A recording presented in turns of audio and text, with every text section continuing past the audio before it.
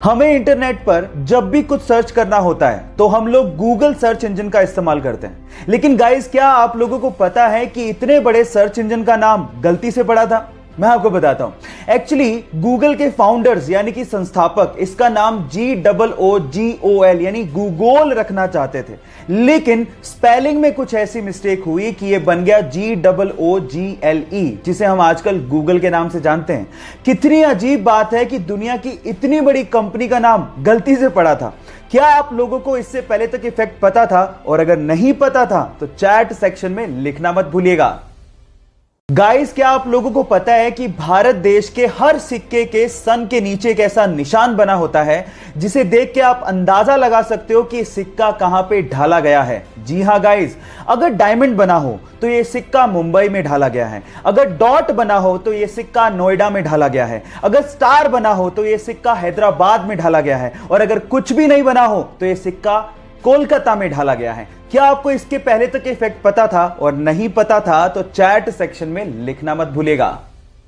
Guys, आप लोगों ने किसी भी नदी के ऊपर से गुजरते ब्रिज को तो देखा होगा। वो ब्रिज इसलिए बनाए जाते हैं ताकि नदी के एक तरफ से दूसरी तरफ तक ट्रैफिक को ले जाया जा सके।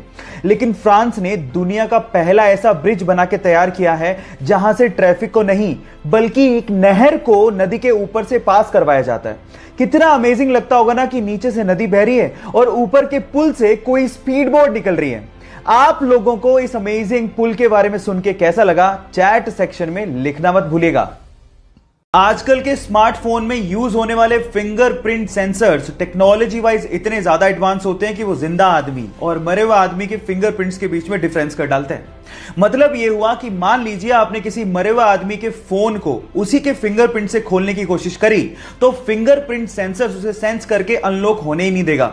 यह ऐसा इसलिए होता है क्योंकि मरने के बाद हमारे फिंगरप्रिंट सिकुड़ने लगते हैं, जिसे फिंगरप्रिंट सेंसर आइडेंटिफाई कर लेता है और फोन को कभी अनलॉक नहीं होने देता। इतनी एडवांस टेक्नोलॉजी आप लोग अभी यूज कर रहे हैं। क्या आपको इसके पहले तक ये बात पता थी? और नहीं पता थी तो चैट सेक्शन में लिखना मत भूलिएगा। रोल्स रॉयस दुनिया की सबसे महंगी कारों में शुमार है इसका नाम। लेकिन क्या आपको पता है कि रोल्स रॉयस की कारों के पहियों में लगा हुआ आरआर का लोगो पहिया घूमने के साथ कभी भी उल्टा नहीं होता, वो हमेशा सीधा ही रहता है। अगर आपने कभी गौर किया हो तो जितनी भी कार कंपनीज हैं वो अपने कार के पहियों के बीचों बीच कार का लोगो लगाती हैं, लेकिन जैसे ही पहिया घूमता है लोगो भी उल्टा हो जाता है। लेकिन रोल्स रॉयस की कारों में ऐसा मैकेनिज्म यूज किया गया है जिससे कार का पहिया घूमने के बावजूद भी आरआर का लोगो हमेशा सीधा ही रहता है। इससे रोल्स रॉयस कंपनी यह संदेश देना चाहती है कि कंपनी हमेशा ऊंचाइयों और सफलता की तरफ देखती है।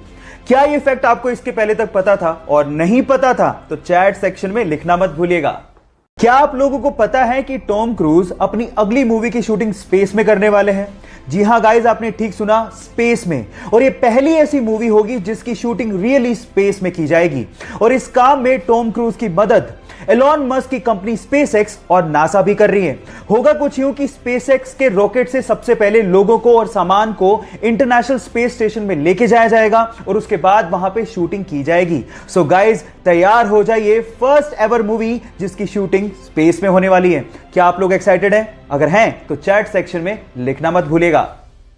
एक बार एक महिला अपने बच्चों के साथ एक ज्वेलरी शॉप पे जाती है और अपनी अंगुली से अंगूठी निकाल के सेल्समैन को देकर ये कहती है कि मुझे इसे बेचना है। तो सेल्समैन अंगूठी देखने के बाद उस महिला से पूछता है कि आप इसे क्यों बेचना चाहते हैं? तो महिला जवाब देती है कि इस वक्त मुझे पैसों की सख्त जरूरत है और अंगूठी बेचने के अलावा मेरे पास कोई चारा ही नहीं है। यह सुनकर सेल्समैन का दिल भर जाता है और उसके बाद जितने पैसों की जरूरत उस महिला को थी वो सेल्समैन उसे वो पैसे देता है, लेकिन आंखों से आंसू तब आ जाते हैं जब वो सेल्समैन उस रिंग को भी उस महिला को लौटा देता है। आप इस वीडियो में उस महिला के रिएक्शन उसके बाद देख सकते हैं। गाइस, इसे देख के लगता है कि इंसानियत आज भी जिंदा है। आपको ये इंसानियत का पैगाम कैसा लगा? लोगों के साथ शेयर जरूर करिएगा।